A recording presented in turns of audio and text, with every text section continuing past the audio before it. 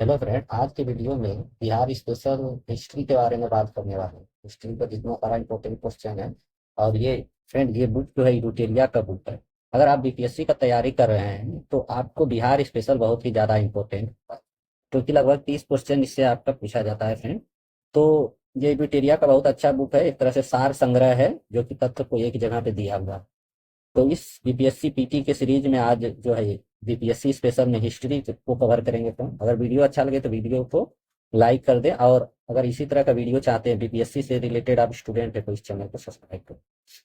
सामान्य परिचय की बात करें, इसका नामांकन कैसे पड़ा? तो बौद्ध विहारों की बहुलता के कारण जो है इस क्षेत्र का नाम बिहार था, और बौद्ध अनुयायियों के प्रार्थना स्थल को विहार कहा जाता है। इनमें बौद्ध भिक्षु निवास करते, इसलिए जो है इस जगह का नाम बिहार पड़ा है। बिहार जो है उत्तर पूर्वी भारत में स्थित, जो कि उत्तरी अक्षांश जो है 24 डिग्री 28 मिनट 10 सेकेंड से 27 डिग्री 31 मिनट 51 सेकेंड तक है। वहीं पूरब से पश्चिम जो है फ्रेंड 83 डिग्री 19 मिनट 50 सेकेंड से 88 डिग्री 17 मिनट 40 सेकेंड, जो कि पूरब से पश्चिम जो है आपका लंबाई जो है 483 किलोमीटर है। वहीं उत्तर से दक्षिण जो है आपका लंबाई जो है 345 किलोमीटर। ये लंबाई बहुत इंपॉर्टेंट है फ्रेंड, इसको अच्छे से याद है। उत्तर से दक्षिण तो आराम से याद हो जाएगा, 3 4 5, और वहीं पूरब से पश्चिम 483 4 8। वही अक्षांशीय विस्तार यहाँ पे अच्छे से दे दिया फ्रेंड, ये देखिए। राज्य की आकृति क्या है? आयताकार। दिल्ली दरबार में सबसे पहले जो है बिहार प्रांत बनने की घोषणा हुआ। प्रांत का गठन का अधिसूचना जो है आपका जो है 22 मार्च 1912 को घोषणा हुआ, और 1 अप्रैल 1912 को जो है बिहार प्रांत का गठन हुआ, और 1 अप्रैल 1936 को बिहार जो है उड़ीसा से अलग होकर अलग रहा। वहीं 15 नवंबर 2000 को क्या हुआ, जो है बिहार का अंतिम विभाजन होकर झारखंड बना, जो कि लगभग 46% भूभाग जो है झारखंड में चला गया, जो कि 28वां राज्य। बिहार का स्थापना दिवस जो है 22 मार्च को मनाया जाता है। क्षेत्रफल कितना है फ्रेंड? 94,163 वर्ग किलोमीटर, ये याद रखना होगा फ्रेंड, बहुत इंपॉर्टेंट है। अब भारत का कुल क्षेत्रफल जो है 2.86%, भारत का कुल क्षेत्रफल का 2.86% जो है क्षेत्रफल बिहार का है। भारत का 12वां सबसे बड़ा राज्य है क्षेत्रफल के जनसंख्या के अनुसार से तीसरा है। कुल जनसंख्या जो है लगभग 10,40,40,99,454 है 2011 की जनगणना के अनुसार। और कुल जनसंख्या जो भारत का है उसमें से लगभग 8.6% जो है बिहार का। कुल क्षेत्रफल का 2.86% है, और कुल जनसंख्या का 8.6% बिहार है। तीसरा सबसे बड़ा जनसंख्या के अनुसार। लंबाई 345 किलोमीटर उत्तर से दक्षिण, और पूर्व से पश्चिम 483 किलोमीटर है। समुद्र तल से ऊंचाई लगभग 153 फीट या 53 मीटर। इसी तरह का क्वेश्चन, डायरेक्ट क्वेश्चन पूछा जाता है, इसलिए इसको ज्यादा डीप में पढ़ने की जरूरत नहीं है, इसको जो है डेटा याद रखना है। बिहार स्पेशल का क्वेश्चन आसान ही रहता है, लेकिन हालांकि उसको आपको याद रखना पड़ेगा, क्योंकि इस बहुत बार रिपीट से होगा। और ये पीडीएफ हम फ्रेंड व्हाट्सएप ग्रुप में जो है ऐड कर देंगे, वहां से आप देख सकते हैं। प्रशासनिक विभाजन का बात करें, प्रमंडल जो है 9 है, जिला 38 है, अनुमंडल जो है 101 है, प्रखंड 554 है, 34 है 500, और पंचायत जो है 8,067 है, और नगर निगम 19वां नगर निगम सहरसा है। नगर परिषद 88 है, और नगर पंचायत 103। ये डेटा फ्रेंड चेंज भी होता है बीच बीच में, तो आप इसको करेंट के अनुसार देखें। बिहार का विधायिका की बात करें तो पुलिस जिला संख्या जो है 40 है, 38 जिले में है, 2 अतिरिक्त है, बगहा और नवगछिया पे। बिहार का विधानमंडल द्विसदनीय है। विधानसभा सीटों की संख्या 243 है, और विधान परिषद सीटों की संख्या 50। वहीं लोकसभा सीटों की संख्या 40 है, और राज्यसभा का विधानसभा में कुल आरक्षित सीटों की संख्या 40 है विधानसभा में, जिसमें जो है आपका एससी का 38 है, और एसटी का 2। ये दोनों बहुत इंपॉर्टेंट है फ्रेंड। आरक्षित सीट 40 है, एससी का 38 है, और एसटी का 2 है, जो कि कटोरिया और मणिपुरी। लोकसभा में एसटी हेतु आरक्षित सीटों की संख्या 6 है, जो कि गोपालगंज, हाजीपुर, समस्तीपुर, जमुई, गया, ससा। राज्य में चौहद्दी सीमा की बात करें तो उत्तर में क्या है? नेपाल है, जो कि 7 जिले से सीमा साझा करता है। पश्चिम चंपारण, ये पूरब से पश्चिम से पूरब की ओर है। पश्चिम चंपारण, पूर्वी चंपारण, सीतामढ़ी, मधुबनी, सुपौल, अररिया की यह रेंज है फ्रेंड, पश्चिम से पूरब की ओर। उसी तरह दक्षिण में झारखंड है, जो कि 8 जिले से सीमा साझा करता है, ये भी पश्चिम से पूरब की ओर है। रोहतास, औरंगाबाद, गया, नवादा, जमुई, बांका, भागलपुर। वहीं पूरब में बात करें तो पूर्व में जो है पश्चिम बंगाल राज्य से सटा हुआ है, जो कि पश्चिम बंगाल 3 जिले से सीमा है, किशनगंज, पूर्णिया, कटिहार। पश्चिम में उत्तर प्रदेश से सटा है, जो 8 जिले से सीमा सटा है, जो कि रोहतास, कैमूर, बक्सर, भोजपुर, सारण, सिवान, गोपालगंज, पश्चिम। तो नेपाल से आपका 7 जिला है, और दक्षिण झारखंड और पश्चिम झारखंड और उत्तर प्रदेश, ये दोनों से 8-8 जिले सटे हुए हैं, और पश्चिम बंगाल से 3 जिले। तो एक आयताकार टाइप में है आपका बिहार, ऐसे करके।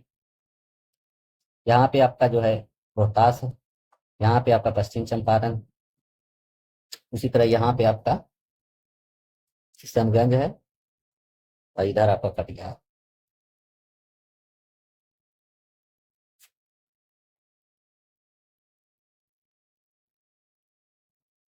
इसी तरह राजकीय प्रतीक की बात करें तो राजकीय चिन्ह जो है बोधि वृक्ष है।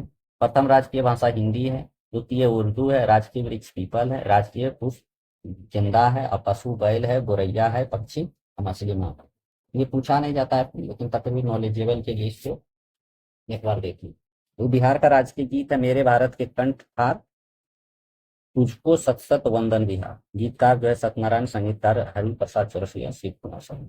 मान्यता 2012 से है इस गीत का राजकीय गीत। प्रार्थना गीत है मेरा रफ्तार पर सूरज की किरण नाच है। अब बात करते हैं प्रमंडल जो है, जो कि 9 प्रमंडल है, उसके बारे में बात करते हैं। तो सारण, दरभंगा, कोसी, ये तीन में जो है आपका 3-3 जिले, ये ऐसे याद कर लीजिएगा। 3-3 जिले किसमें है? सारण, दरभंगा, कोसी। और जो गंगा का उत्तरी भाग है वो तीनों सब लगभग तीनों उसी साइड है, ऊपर में ही सारण, दरभंगा, कोसी। जो कि सारण में सारण, सिवान, गोपालगंज है। दरभंगा में आपका मधुबनी, दरभंगा, समस्तीपुर। कोसी में सहरसा, सुपौल, मधेपुरा। उसी तरह 6 जिले वाला भी तीन है, तिरहुत, पटना और मुंगेर। तिरहुत, पटना, मुंगेर 6-6 जिला है। ये 6 जिला भी अच्छे से पढ़ लीजिएगा फ्रेंड। जैसे तिरहुत में पश्चिम चंपारण, पूर्वी चंपारण, मुजफ्फरपुर, वैशाली, सीतामढ़ी, शिवहर। पटना में पटना, नालंदा, भोजपुर, बक्सर, कैमूर, रोहतास। मुंगेर में है मुंगेर, जमुई, लखीसराय, शेखपुरा, बेगूसराय और खगड़िया। सबसे छोटा जो है प्रमंडल भागलपुर है, जिसमें 2 है, भागलपुर और गोंडा। मगध में जो है 5 है, गया, औरंगाबाद, नवादा, जहानाबाद, भरत। पूर्णिया में 4 है, अररिया, किशनगंज, पूर्णिया का। तीन 3 जिले वाला 3 है फ्रेंड, 6 जिले वाला भी 3 है। भागलपुर में 2 जिला है, पूर्णिया में 4 जिला, और मगध में। ये अच्छे से देख लीजिएगा फ्रेंड। ये देखिए यहाँ पे फिगर से बताया हुआ है, तो इससे आपको समझने में आसानी हो। ये तिरहुत प्रमंडल है। तिरहुत, तिरहुत, पटना और मुंगेर, इसमें 6 जिला था। 6 जिला ये देख लीजिएगा। मगध में 5 जिला था, पूर्णिया में 4। भागलपुर में 2 जिला था, और 3 प्रमंडल में दरभंगा, कोसी, सारण, इसमें 3-3 जिले। अच्छे से देख लीजिएगा फ्रेंड। अब बात करते हैं बिहार का हिस्ट्री। बिहार के हिस्ट्री में, बिहार स्टेशन में अधिकतर क्वेश्चन फ्रेंड आधुनिक भारत से पूछा जाता है, लेकिन तब फिर भी हम एक मोटा मोटी जो है प्राचीन भारत, मध्यकालीन भारत को देखते हुए चले। तो प्राचीन भारत के बाद प्राचीन बिहार, सॉरी, प्राचीन बिहार के बारे में बात करेंगे, क्योंकि बिहार स्पेशल है तो बिहार के बारे में ही बात करेंगे। तो प्राचीन बिहार 2 प्रकार के स्रोत उपयोग है, पुरातात्विक और साहित्यिक। पुरातात्विक स्रोत में जो है पूर्व ऐतिहासिक युग के लिए मुंगेर, चिरांद, चेचर और मनेर एवं सोनपुर, ये ताम्र प्रस्त वस्तुएं और निर्धारण प्राप्त पुरातात्विक स्रोत में। पुरातात्विक स्रोत में कहाँ कहाँ से प्राप्त हुए? मुंगेर, मुंगेर, चिरांद, चेचर और मनेर से। वही मौर्यकालीन अभिलेख वो कहाँ से प्राप्त हुए? लोरिया, नंदनगढ़, लोरिया, अरेराज और रामपुर। अब पुरातात्विक स्रोत में बराबर की गुफा, राजगीर, नालंदा, पाटलिपुत्र, विक्रमशिला, इन सब से भी स्मारक प्राप्त हुआ। खुदाई, सिक्के, मूर्ति से भी पुरातात्विक स्रोत का प्रमाण मिलता है। साहित्यिक स्रोत की बात करें तो रामायण, महाभारत, पुराण जैसे बहुत सारे साहित्यिक स्रोत है। बौद्ध रचनाएं में अंगुत्तर निकाय, दीर्घ निकाय, विनय पिटक, जैन रचनाएं, भगवती सूत्र आदि का साहित्यिक स्रोत है। यात्रा वृत्तांत में मेगास्थनीज का इंडिका है, पाइयान, इत्सियनसन सभी का यात्रा वृत्तांत। पूरा पाषाण काल में जो है मानव आखेट एवं खाद्य संग्राहक पाषाण काल पर बात करें तो दक्षिण बिहार में मुंगेर और नालंदा से बड़े और खुरदे पत्थर की कुल्हाड़ी, चाकू, खुरपी आदि पर।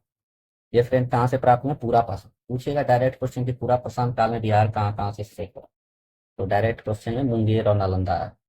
अवशेष लगभग 1 लाख ईसा पूर्व के यहाँ है। उसी तरह मध्य पाषाण काल में भी बहुत सारा अवशेष प्राप्त हुए, जो कि दक्षिण बिहार को मुंगेर से प्राप्त हुए, जिसमें तेज धार वाले औजार प्राप्त।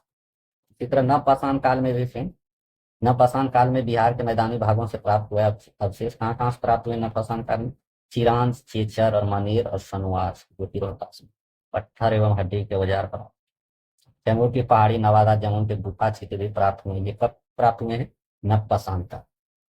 अब बात करते हैं ताम्रपाषाण काल। ताम्रपाषाण काल से भी चिरांद, सोनपुर, ताराडी, चेचर, मनेर और सनवार आदि का ताम्रपाषाण काल अवशेष प्राप्त। पत्थर के औजार के अतिरिक्त ताम्र उपयोग के प्रमाण मिले हैं।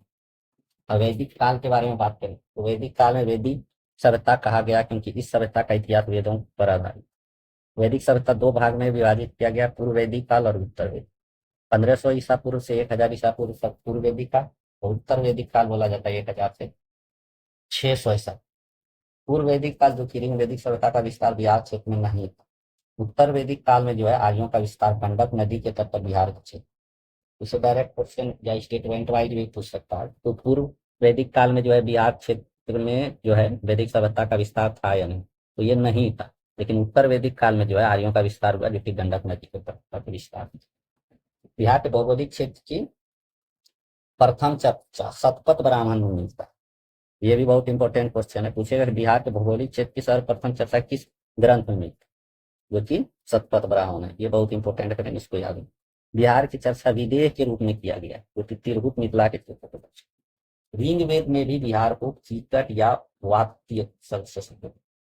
ये भी डायरेक्ट क्वेश्चन पूछेगा कि ऋग्वेद में बिहार को किस नाम से संबोधित? कीकट या वात्य से। वराह पुराण में कीकट को अपवित्र प्रदेश कहा गया। इस पुराण में वराह पुराण। अब महाजनपद के बारे में बात करते हैं तो महाजनपद जो है 6 ईसा पूर्व में महाजनपद का जानकारी मिलता है, जो कि अंगुत्तर निकाय और भगवती सूत्र से 16 महाजनपदों का जानकारी। 16 महाजनपद में 3 जो है बिहार में स्थित, जो कि वज्जी है, जो कि लिच्छवी भी बोलते हैं, मगध और अवध। वज्जी में वैशाली मुजफ्फरपुर क्षेत्र होता, मगध में पटना गया नालंदा क्षेत्र, और अंग में जो है भागलपुर मुंगेर क्षेत्र को दर्शाया गया। वज्जी संघ जो है इसके बारे में बात करें तो 8 राज्यों का एक संघ था, जिसमें वज्जी, लिच्छवी, ज्ञात्रिक, विदेह, उग्र, भोग, कुरु और इक्ष्वाकु इस संघ का 8 जनपद थे। वज्जी संघ का सबसे प्रसिद्ध जो है लिच्छवी जनपद। लिच्छवी की राजधानी वैशाली थी। वैशाली नगर की स्थापना विशाल ने की। लिच्छवी के अतिरिक्त मिथिला के विदेह तथा कुंडग्राम में ज्ञात्रिक वज्जी संघ के प्रमुख जनपद।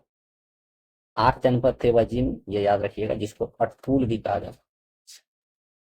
वज्जी संघ को विश्व का प्रथम गणतंत्र की संज्ञा दी गई, बहुत इंपॉर्टेंट है। अब मगध की बात करें तो मगध राजनीतिक, आर्थिक और भौगोलिक कारण से सभी जनपदों में सबसे शक्तिशाली था। इसका राजधानी, सबसे पहला राजधानी राजगिरी था, जो कि 5 पहाड़ियों से घिरा। जो डायरेक्ट क्वेश्चन प्रीवियस ईयर में भी पूछा है कि 5 पहाड़ियों से घिरा हुआ था मगध, कौन सा राज्य? तो ये बात की। मगध का विस्तार मुख्य पटना से गया क्षेत्र में। मगध एवं अंग महाजनपद का वर्णन सर्वप्रथम अथर्ववेद में मिलता है। अथर्ववेद ये भी इंपॉर्टेंट है, क्योंकि पूछ सकता है डायरेक्ट क्वेश्चन की मगध का सर्वप्रथम वर्णन किस वेद में मिलता है या कि कहाँ पे वर्णन? तो अथर्ववेद में मिलता है इसका सबसे पहला। ये याद करने वाला क्वेश्चन है। यहाँ पे जितना ज्यादा तथ्य को याद कीजिएगा उतना ही कुरेसी बढ़िया बनेगा। इसके लिए आपको जो है 1 या 2 बुक ही बिहार स्पेशल की उसको बार बार देखिए, डोटेरिया का ये पढ़ सकते हैं, और एक जो है इम्तियाज अहमद का बिहार स्पेशल है, उसको अच्छे से पढ़ना। दोनों को अच्छे से पढ़िए और ज्यादा भटकाव कोचिंग के पीछे मत भागिए अपने। सेल्फ स्टडी ही आपको जो है सक्सेसफुल, जल्दी सक्सेसफुल दिल। और बिना सेल्फ स्टडी किए आप कोई भी एग्जाम को सक्सेसफुल नहीं कर सकते, या फिर कोई एग्जाम आप निकाल नहीं सकते। इसलिए मेहनत तो आपको खुद ही करना पड़ेगा, कोई कोचिंग वाला आपको सीधा पास नहीं कर सकता। अब अंग महाजनपद के बारे में बात करते हैं तो अंग महाजनपद का विस्तार भागलपुर और मुंगेर के क्षेत्र में। अंग महाजनपद की राजधानी चंपा थी। अंतिम शासक बृहदत्त को हराकर मगध शासक बिंबिसार ने अंग को मगध में। ये भी डायरेक्ट क्वेश्चन पूछता है कि अंग को मगध में कौन मिला? तो अंग को मगध में बिंबिसार ने मिलाया, किसको हरा के? बृहदत्त, जो कि अंग की राजधानी चंपा। मगध के बारे में बात करें, मगध की स्थापना बृहदत्त ने की थी, जो कि बृहदत्त का पुत्र जरासंध इस वंश का सबसे प्रसिद्ध शासक। जरासंध जो कि भीम के युद्ध, महाभारत में इसका वर्णन है, जो कि भीम के साथ द्वंद्व युद्ध में पराजित हुआ। मगध की प्रारंभिक राजधानी कहाँ था? राजगिरी था, जो 5 पहाड़ियों से घिरा हुआ था। मगध जो है काफी उर्वरा भूमि था, नदी की उपलब्धता खनिज आदि विद्वान। बृहदत्त वंश का अंतिम शासक कौन सा है? रिपुंजी। रिपुंज जो है वीरदत्त वंश का अंतिम शासक, बहुत इंपॉर्टेंट है। वीरदत्त वंश का स्थापना वीरदत्त ने किया था, जो कि इसमें सबसे फेमस जो है जरासंध था, और अंतिम इसका शासक था रिपुंज। अब बात करते हैं हरियक। ये सब फ्रेंड हिस्ट्री में भी पढ़े होंगे, आपको ये मिल गया होगा हरियक वंश मगध के बारे में। एक बार रिवीजन हो जाएगा इसी बहाने। हरियक वंश का संस्थापक बिंबिसार था, जो कि वास्तविक संस्थापक मगध का यही इसी को कहा जाता है। ये जो है साम्राज्य का विस्तार जो है विवाह नीति के द्वारा किया। इसकी पहली पत्नी जो है कौशल देवी था, जो कि कौशल की राजकुमारी था, उसे दहेज में काशी का क्षेत्र। दूसरी पत्नी जो है चेलना या फिर चेलहन्ना बोलते हैं, जो कि लिच्छवी के राजा चेतक की। तीसरी पत्नी क्षमा थी, जो कि पंजाब के मध्य की राज। भीमसार ने अवंती के शासक चंद्रप्रौढ़ के साथ मैत्री संबंध बनाया। भीमसार ने चंद्रप्रौढ़ के उपचार के लिए राज्य के जीवक भी बहुत इंपॉर्टेंट। उसी तरह अजात शत्रु, बिम्बिसार की हत्या अजात शत्रु ने कर दिया था फ्रेंड। उसी तरह अजात शत्रु बिम्बिसार के बाद हल्लेख वंश का शासक बना। इसका नाम कुनी पूछता है, डायरेक्ट क्वेश्चन कुनी किसका नाम था, अजात शत्रु। बिम्बिसार एवं कौशल देवी की मृत्यु के बाद कौशल के राजा प्रसेनजीत ने काशी वापस ली, जिस कारण प्रसेनजीत का संघर्ष अजात शत्रु से अंततः अजात शत्रु ने काशी पर अधिकार कर। ये भी पूछता है कि काशी को मगध में किसने लिया। बाद में अजात शत्रु वे प्रसेनजीत की पुत्री वाजिरा से हो गई। अजात शत्रु ने वज्जी संघ एवं मल्लों को पराजित किया। प्रारंभ में जैन धर्म की मान्यता अजात शत्रु ने लिया, बाद में बौद्ध धर्म। अजात शत्रु के काल में ही सब कृषि गुफा में जो है प्रथम बौद्ध संघ। सिंघल अनुसूची के अनुसार उदयन ने अपने पिता अजात शत्रु की हत्या की। बिंबिसार ने भी अजात शत्रु का हत्या, मतलब बिंबिसार को की हत्या जो है अजात शत्रु के द्वारा हुआ। उसी तरह अजात शत्रु की हत्या उसके बेटे उदयन के द्वारा। उदयन या उदयन जो है अपनी राजधानी राजगिरी से पाटलिपुत्र थी। उदयन के तीन पुत्र अनिरुद्ध, मुंडुक और नागदशक, जो कि नागदशक इस वंश का अंतिम शासक। शिशुनाग वंश के बारे में बात करेंगे। इसमें जो शिशुनाग ने ही शिशुनाग वंश की स्थापना की है। शिशुनाग ने वैशाली को राजधानी बनाया। शिशुनाग ने अवंती के राजा हंतिवर्धन को पराजित कर अवंती को मगध में, वत्स एवं कौशाम्बी को भी मगध में शामिल कर। शिशुनाग ने किसको किसको मिलाया, अवंती को, वत्स को और कौशाम्बी को, तीनों को मगध में किसने मिलाया, शिशुनाग। शिशुनाग के बाद जो है कालाशोक मगध का जो है शासक बने। कालाशोक ने फिर से राजधानी को जो है पाटलिपुत्र गए। शिशुनाग ने जो है वैशाली कर दिया था पटना से, लेकिन फिर कालाशोक आया तो वैशाली से पाटलिपुत्र पुनः राजधानी से। कालाशोक के काल में ही द्वितीय बौद्ध संघ थी 382 से। कालाशोक की मृत्यु के बाद 10 पुत्रों ने इसका शासन किया। उसके 10 पुत्रों ने शासन किया। शिशुनाग वंश का अंतिम शासक नंदीवर, बहुत इंपॉर्टेंट है। इसके बाद आता है नंद वंश, जो कि महापरवानंद के जो स्थापना, जो कि शिशुनाग वंश को समाप्त कर नंद वंश के स्थापना। महापद्मानंद एक राग और पृच्छत की उपाधि धारण। काली ग्रंथों के अनुसार महापद्मानंद को अग्रसेन कहा। पुराणों में इसे परशुराम का दूसरा अवतार बताया है। महापद्मानंद ने पंचाल, इक्ष्वाकु और काशी, अस्मक और कलिंग, मैथिली आदि राज्य को पराजित कर मगध साम्राज्य में विस्तार। व्याकरण के महान विद्वान पाणिनि महापद्मानंद के संतान, ये भी इंपॉर्टेंट। इस वंश का अंतिम शासक जो कि घनानंद था, जो कि सिकंदर ने, और इसी के काल घनानंद के काल में ही सिकंदर जो है भारत में। और सिकंदर की सेना व्यास नदी पार करने से इनकार कर दिया था मगध की सैन्य शक्ति को। घनानंद के दरबार में विद्वान ब्राह्मण चाणक्य का अपमान के कारण जो चाणक्य ने चंद्रगुप्त मौर्य की सहायता से घनानंद की हत्या करवाई, और नंद वंश के पतन के बाद चंद्रगुप्त मौर्य वंश का स्थापना चंद्रगुप्त। मौर्य वंश के बारे में बात करते हैं। तो मौर्य वंश जो कि जिसके संस्थापक कौन, चंद्रगुप्त मौर्य। जस्टिन और स्ट्रेबो ने चंद्रगुप्त मौर्य को सेंड्रोपोटस का, वहीं पर प्लूटार्क एवं एरियन ने चंद्रगुप्त मौर्य को एंड्रोपोटस का। ये भी इंपॉर्टेंट है। सेंड्रोपोटस किसने किया था चंद्रगुप्त मौर्य को, जस्टिन एवं स्ट्रेबो। वहीं पे एंड्रोपोटस किसने कहा, प्लूटार्क एवं एरियन।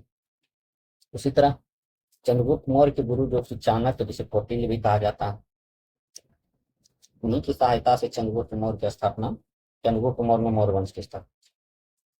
चंद्रगुप्त मौर्य ने सिकंदर के उत्तराधिकारी सेलुकस निकेटर के युद्ध किया, और युद्ध पश्चात संधि में चंद्रगुप्त को काबुल, कंदार और मकरान एवं हेरात का क्षेत्र प्राप्त। चंद्रगुप्त का विवाह जो है यूनानी राजकुमारी हेलन कार्नेलिया से, जो कि सेल्यूकस की पुत्री।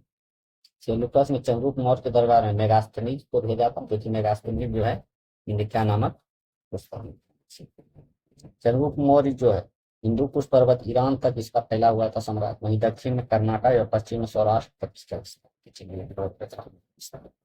चंद्रगुप्त मौर्य ने अंतिम वर्ष में मगध में 12 वर्षों का भीषण अकाल पड़ा, जबकि चंद्रगुप्त मौर्य अपना राजगद्दी त्याग कर सरवनबेल बोला जो कि कर्नाटक में है, चंद्रगिरी पर्वत पर तपस्या करने चला गया और चंद्रगुप्त मौर्य ने जैन धर्म को मानता था।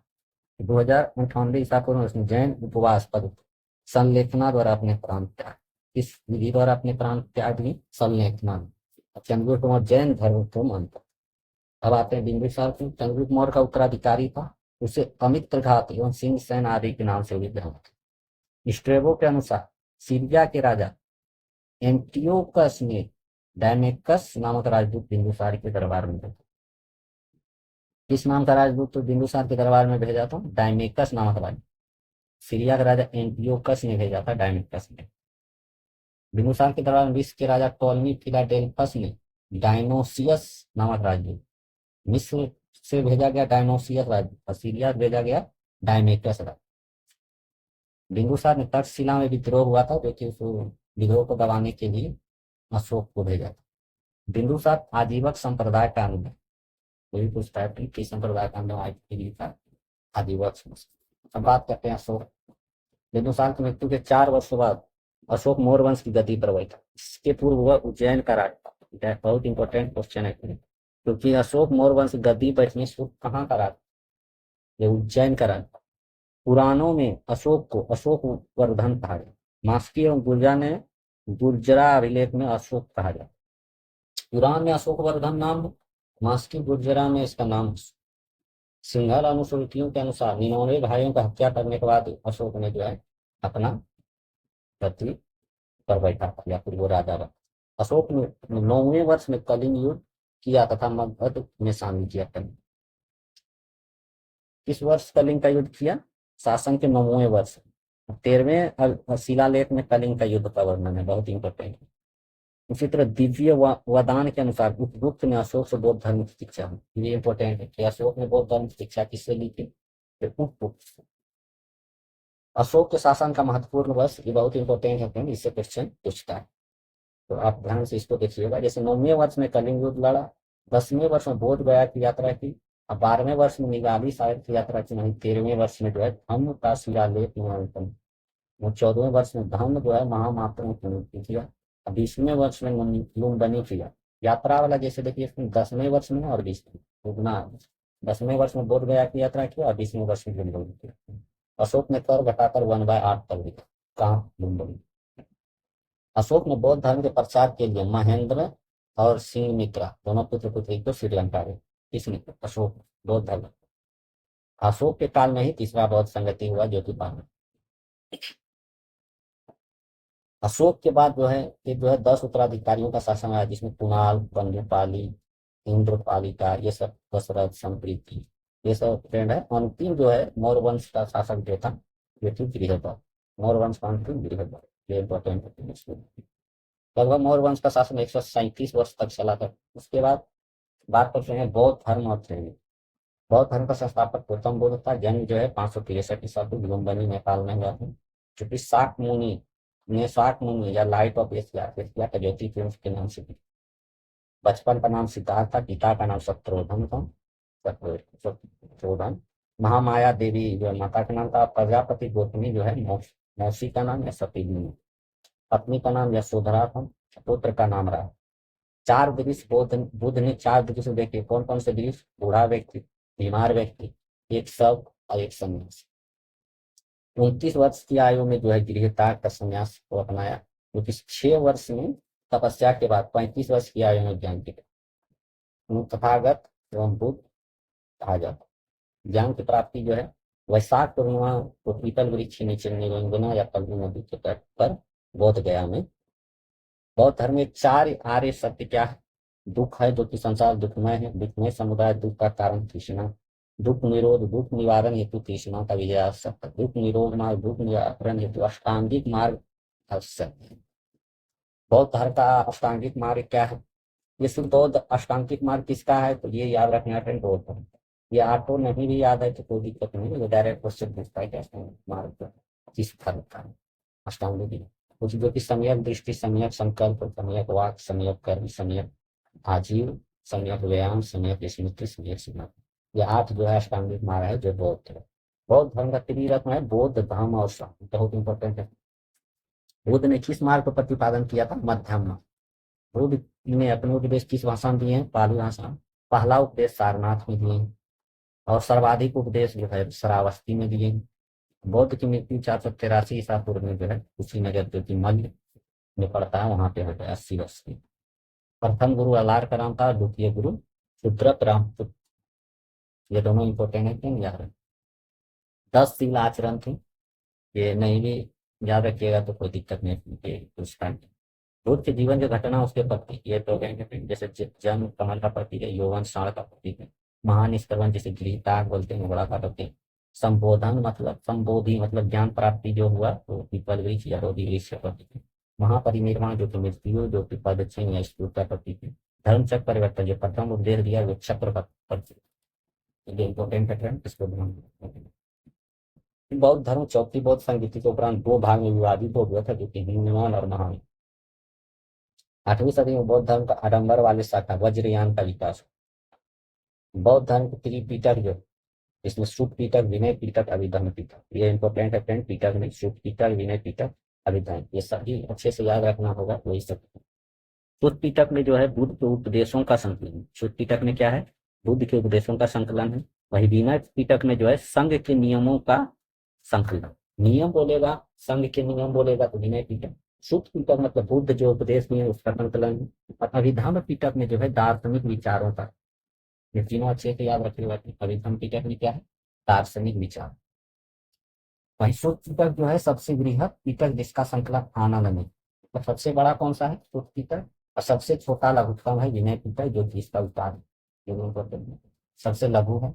और अभिधम्म पिटक का संकलन जो है मौलिक उत्कृष्ट में। बौद्ध संगीति जो 4 हुए थे उसके बारे में आपको। प्रथम बौद्ध संगीति 483 ईसा पूर्व में हुआ था जो कि राजगृह में अजातशत्रु था वहां कश्यप अध्यक्ष थे। इसमें जो है शुद्ध पिटक विनय पिटक की रचना हुआ, इस ये याद रखिएगा। द्वितीय जो कि 100 साल बाद हुआ 383 ईसा पूर्व में जो कि वैशाली तालाशोक के काल में सवा कामी अध्यक्ष थे। इसमें महासंगीत एवं अवीर के रूप में विभाजन। तृतीय बौद्ध समिति 251 ईसा पूर्व में हुआ जो कि पाटलिपुत्र में अशोक के काल में मौलिक उत्कृष्ट जो कि अभिधम्म पिटक के संकलन किया था। तो इसलिए जो है इसी के लिए बौद्ध साहित्य में ही अभिधम्म पिटक का। चतुर्थ बौद्ध संगीति जो कि प्रथम शताब्दी में कुंडलवन कश्मीर में कनिष्ठ के काल में, इसी में जो है महायान हीनयान जो है।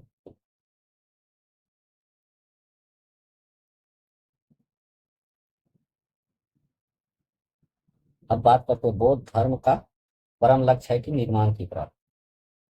बौद्ध धर्म का परम लक्ष्य क्या है? निर्माण की प्राप्ति। बौद्ध ने पुनर्जन्म की कथा जातक कथा सुनी। पुनर्जन्म की कथा कहाँ से मिलती है बौद्ध धर्म में? जातक। चैत्य किसको बोलते हैं? बौद्ध धर्म का क्रियाकर होता है तो चैत्य बोलते हैं। यहाँ पे पवित्र अवशेषों का संग्रह होता है उसको स्तूप बोलते हैं। अविहार बोलते हैं निवास स्थल जो कि। अब बात करते हैं जैन धर्म। जैन धर्म का संस्थापक ऋषभदेव थे जो कि जैन धर्म के प्रथम तीर्थंकर ऋषि, जो कि आदिनाथ एवं ऋषभनाथ ऋषभ। इसमें 24 तीर्थंकर रहे जैन धर्म में। 23वां तीर्थंकर पार्श्वनाथ था जो कि काशी में इसका जन्म हुआ था। और इसके पिता अश्वसेन जो कि काशी के राजा थे। और जो है पार्श्वनाथ का जो है ज्ञान की प्राप्ति समेर पर्वत पर हुआ था जो कि जहाँ 4 महावर्त की शिक्षा दी है, सत अहिंसा अस्तेय और परिग्रह। महावीर स्वामी जो है 24वें तीर्थंकर थे जो कि महावीर स्वामी जैन धर्म के वास्तविक संस्थापक थे। 540 ईसा पूर्व में जन्म हुआ था, कहाँ पे? कुंडग्राम में हुआ था जो कि वैशाल। सिद्धार्थ ज्ञातपुर के प्रधान इसके पिता। माता जो है त्रिशला जो कि लिच्छवी थी, राजकुमारी थी। पत्नी का नाम यशोदा था, पुत्री का नाम जो है प्रियदर्शनी या अनुजा था। दामाद का नाम जमाली था। इसको जो है 30 वर्ष के गृह त्याग। बुद्ध जी जो है जो कि गौतम बुद्ध था वो 29 वर्ष में गृह त्याग, ये 1 साल बाद जो है 30 वर्ष में गृह त्याग। वहां पे बुद्ध को 6 वर्ष में ज्ञान की प्राप्ति, लेकिन यहाँ पे जो है महावीर स्वामी को 12 वर्ष दुगना ज्ञान की प्राप्ति हुआ। और 42 की आयु में केवल, ये डायरेक्ट पूछता है केवल का क्या होता है, मतलब ज्ञान की प्राप्ति जो होता है। क्योंकि जिम्बरी गांव में रिजू पालिका नदी के तट पर साल वृक्ष के नीचे ये इंपॉर्टेंट है। कृष्ण विष्णु के साल बौद्ध गौतम बुद्ध का जो है पीपल के वृक्ष के नीचे, और महावीर को हुआ साल वृक्ष। जैन धर्म में त्रिरत्न कौन सा है? सम्यक दर्शन, सम्यक ज्ञान, सम्यक आचरण। वो इम्पोर्टेंट है। इस धर्म त्रिरत्न के बारे में चर्चा हुआ है जैन धर्म। सम्यक दर्शन, सम्यक ज्ञान, सम्यक। पांच महावर्त जो कि जैन धर्म में क्या है? सत्य, अहिंसा, अस्थेय, परिहार और ब्रह्मचर्य। ये चारों जो है पाश्चात्यनाथ के काल में ही हो गया था, जो पीछे देखे थे यहाँ पे। और लास्ट जो है जो कि ब्रह्मचर्य है, ये जो है महावीर स्वामी ने ऐड किया। पांचवा वर्ग ब्रह्मचर्य जो है महावीर स्वामी प्रतिपाद। अनेकांतवाद या सम्यकवाद या सप्तभंगी ज्ञान सिद्धांत का संबंध जैन धर्म से बहुत इंपॉर्टेंट है। डायरेक्ट क्वेश्चन पूछा जाता है फ्रेंड कि अनेकांतवाद या सम्यक स्यादवाद, सॉरी सम्यक बोल रहे हैं, स्यादवाद जो है किस धर्म से संबंधित है? तो जैन धर्म से। महावीर स्वामी ने पहला उपदेश जो है राजगिरी में दी। जैन धर्म के तीर्थकर के प्रतीक के बारे में बात करें, ऋषभ देव का बैल था जो कि ऋषभ, उत्पत्ति अजितनाथ का हाथी था। 23वां जो है जो था सर्वनाथ का सर था महावीर स्वामी का सिर। महावीर स्वामी ने 12वें तीर्थकर वासुदेव जी का जन्म बिहार में।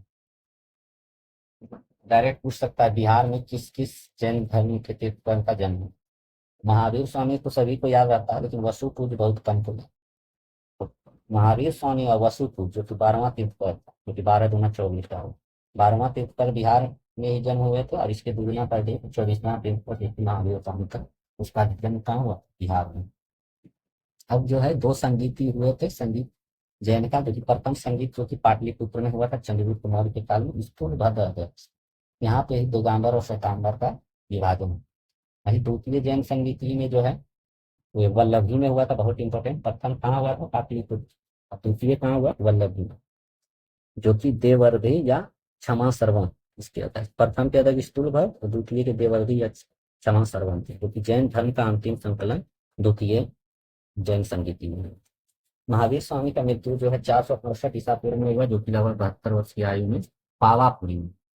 जैन धर्म का विभाजन प्रथम में ही हो गया स्वतंत्र दिगंबर। दिगंबर के नेतृत्व जो कि भद्रबाहु किया, और स्वतंत्र की स्थूल। दिगंबर की तुलना में कम कठोर कौन सा रहता हूँ? सबसे ज्यादा कठोर जो है दिगंबर था, उससे कम थोड़ा रहता। बात करते हैं शुंग वंश। शुंग वंश का जो है संस्थापक जो है पुष्यमित्र शुंग था, जो कि बृहदत्ति के हत्या कर दिया था, जो मौर्य वंश का था। उसके बाद शुंग वंश की स्थापना। शुंग वंश जो है ब्राह्मण था, इसमें बृहदत्त का सेनापति भी था शुंग। पुष्यमित्र शुंग, पुष्यमित्र में सेनानी की उपाधि भी धारण की।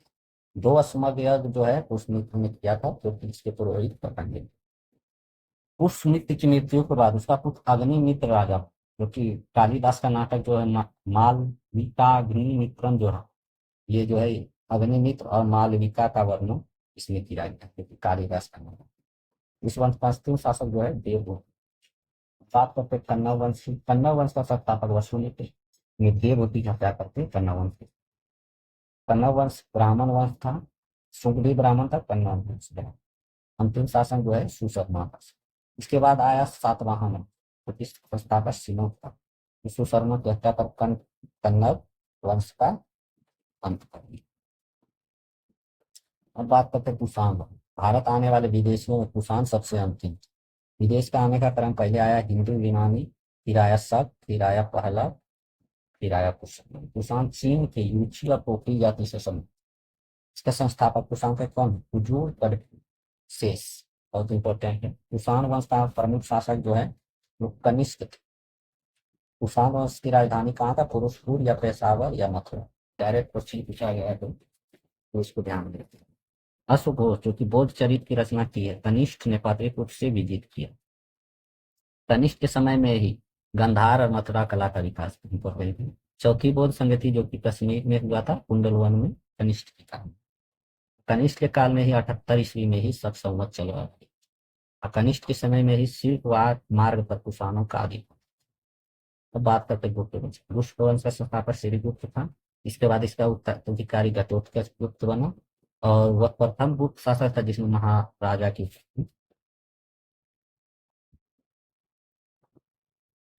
अब गुप्त वंश में चंद्रगुप्त प्रथम, उसके बाद गुप्त वंश का वास्तविक संस्थापक जो है चंद्रगुप्त प्रथम को ही माना जाता है। 320 ईस्वी में गुप्त संवत चलाया था किसने? चंद्रगुप्त प्रथम। चंद्रगुप्त प्रथम ने जो है कुमार देवी नामक लिच्छवी राजकुमारी से विवाह किया और प्रथम गुप्त शासक था जो महाराजा धीराज की उपाधि था। किसने?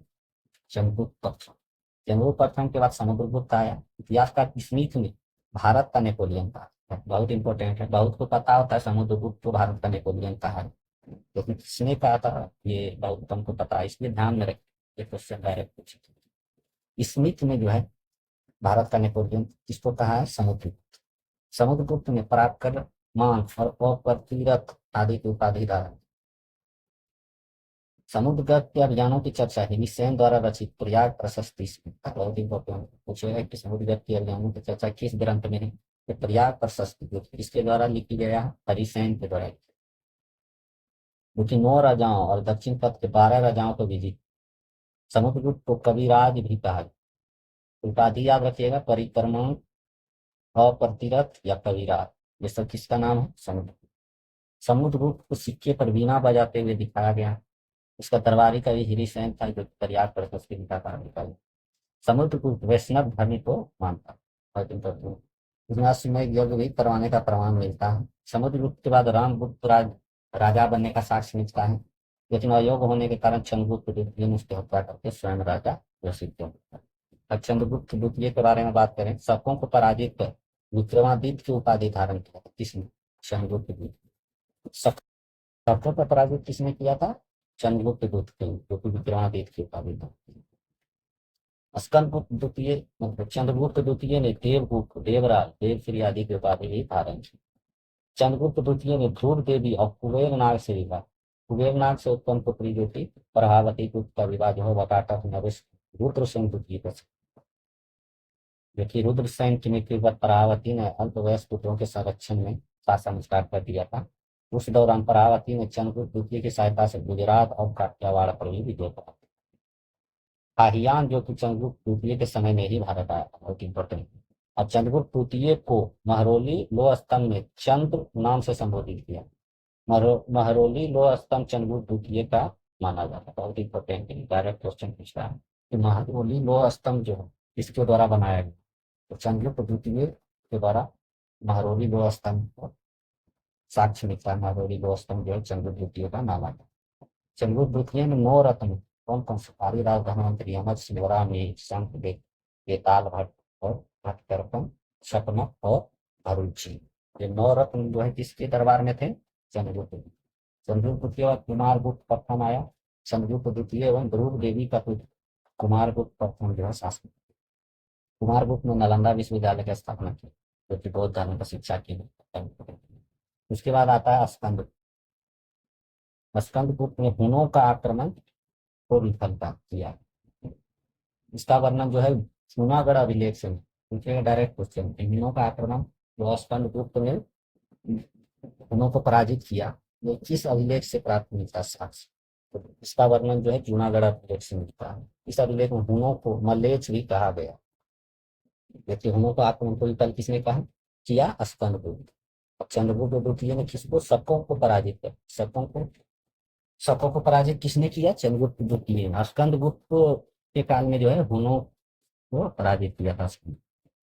स्कंदगुप्त ने चंद्रगुप्त मौर्य द्वारा सुदर्शन सिंह का पुनरुद्धार किया। डायरेक्ट क्वेश्चन पूछता है, सुदर्शन सिंह का पुनरुद्धार किसने करवाया? स्कंदगुप्त ने ही शक्रादित्य की उपाधि धारण की। गुप्त वंश का अंतिम शासक जो है विष्णुगुप्त। गुप्त वंश के साथ मगध वंश का अंत। B.A. स्मिथ ने सांस्कृतिक उपलब्धियों के कारण स्वर्ण युग की संज्ञा दी। किस उपलब्धियों के कारण? सांस्कृतिक उपलब्धियों स्वर्ण युग का। किसने? B.A. अब बात करते हैं पाल वंश। पाल वंश का संस्थापक गोपाल था, क्योंकि गोपाल ने जो है औदंतपुरी विश्वविद्यालय का स्थापना कहाँ किया था? बिहार शरीफ में किया था, जो कि क्वेश्चन। पाल वंश में सबसे प्रमुख शासक जो है धर्मपाल, जो कि धर्मपाल ने विक्रमशिला विश्वविद्यालय की स्थापना। सोमपुर महाविहार जो का निर्माण किसने करवाया था? धर्मपाल। धर्मपाल ने त्रिपक्षीय संघर्ष में पतियार राजपूतों से संघर्ष किया। इसमें धर्मपाल पतियार शासक वत्सराज को पराजित किया। बाद में धर्मपाल ने राष्ट्रकूट शासक ध्रुव और पतियार शासक वत्सराज को भी पराजित। कुछ समय के लिए कन्नौज पर अधिकार भी किया था। किसने? धर्मपाल। धर्मपाल ने उत्तरापद स्वामी की उपाधि धारण। पूछेगा कि पाल वंश के शासक ने उत्तरापद स्वामी की उपाधि धारण। धर्मपाल। इसका दूसरा आता है देवपाल, जो कि मुंगेर अपना राजधानी, बहुत इंपॉर्टेंट पूछेगा। पाल किस शासक ने जो है मुंगेर अपना राजधानी, तो देवपाल। देवपाल के समय में जो है जावा, जो कि इंडोनेशिया के शैलेंद्र वंशी शासक पालपुत्र देव को नालंदा में बिहार बनवाने के लिए 5 गांव दान में दिए। ये भी इंपॉर्टेंट क्वेश्चन को प्रीवियस ईयर में पूछा। इसके काल में जो है तो पालपुत्र देव ने शैलेंद्र वंशी 5 गांवों को दान में दिए। देवपाल के देवपाल के बाद विग्रहपाल, महिपाल, रामपाल आदि शासक। काशी की मूर्ति काफी प्रसिद्ध है पालकाल, जो कि जिसके कलाकार थे भीमन और विठपाल, जो कि नालंदा। प्राचीन इतिहास एवं वंश शासक एवं इसकी राजधानी के बाद बृहदत्त वंश के समय उसका राजधानी कहाँ था, राजगिरी या गिरिवज, जो कि मगध का प्रथम राजधानी था। बिंबिसार के समय राजगिरी था, जो कि राजगिरी। विजयन के समय पाटलिपुत्र था। और शिशुनाग के समय जो है वंश के समय जो है वैशाली था, लेकिन नागदशक ने उसको फिर वैशाली से पाटलिपुत्र कर दिया था। काला शोक, और काला शोक ने तो काला शोक ने पाटलिपुत्र कर दिया। फिर नंद वंश के काल में जो है पाटलिपुत्र ही राजधानी रहा। मौर्य वंश के काल में भी पाटलिपुत्र राजधानी रहा। कुषाण के काल में इंपॉर्टेंट है पुरुषपुर और मथुरा, ये इंपॉर्टेंट है।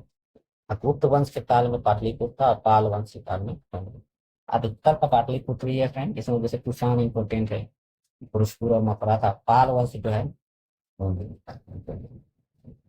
प्राचीन बिहार इतिहास के प्रमुख साहित्य जो है उसके बारे में बात करें। जैसे अर्थशास्त्र लेखक को तीन राज प्रबंधन की जानकारी मिलता है। बुद्ध चरित्र किसका है, अश्वघोष का, बौद्ध धर्म का महाकाव्य। प्रज्ञा परमिता नागार्जुन का शून्यवाद सिद्धांत के बारे में। सीयू की हिमसंग के द्वारा लिखा गया यात्रा वृत्तांत है। इंडिका मेगास्थनीज के द्वारा मौर्य साम्राज्य का विवरण। वहीं मिलिंद पनो जो है नागसेन के द्वारा लिखा गया, जिसमें जो है बैक्टीरियन शासन, मीनांदर और नागसेन का वार्तालाप का संग्रह। दलित विस्तार में बौद्ध की लीलाओं का वर्णन है। महावंश में श्रीलंका के राजाओं का वर्णन। जातक कथाओं में बुद्ध का पुनर्जन्म का बहुत इंपॉर्टेंट। मध्यकालीन आ गया। तो कैसा लगा वीडियो फ्रेंड, जरूर अवश्य बताएं। अगर आप बीपीएससी की तैयारी करने वाले स्टूडेंट है तो इस चैनल को सब्सक्राइब कर दें, क्योंकि अभी पीटी का सीरीज यहाँ पे स्टार्ट होने जा रहा है। तो मिलते हैं फ्रेंड नेक्स्ट वीडियो में। जय हिंद।